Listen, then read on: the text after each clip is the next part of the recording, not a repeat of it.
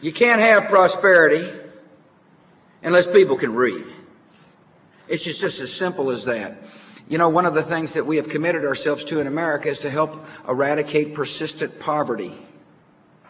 But there is a direct link between illiteracy and persistent poverty. You want to be a truck driver? Well, you know, it used to be no big deal. As long as you had strong arms and could move an 18-wheeler, took training to drive a truck and knew your directions, you were going to be fine.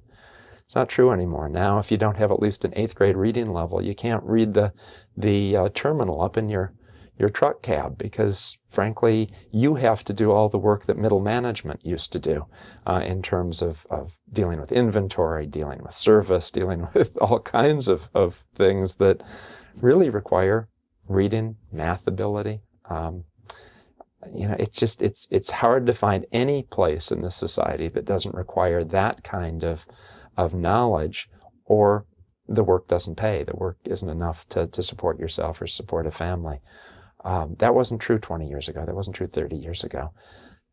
It is true now. I think it's true probably in every sector of this society.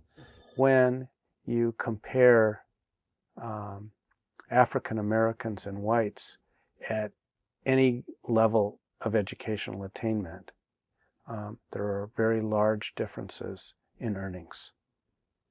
And some people have interpreted this as discrimination in society, and may well be.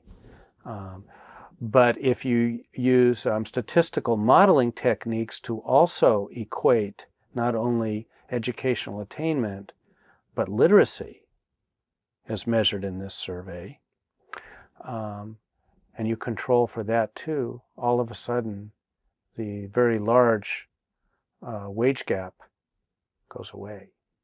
We also know that there's a distinct differential between adults with low literacy skills who have not completed basic schooling and those who have completed basic schooling, meaning high school.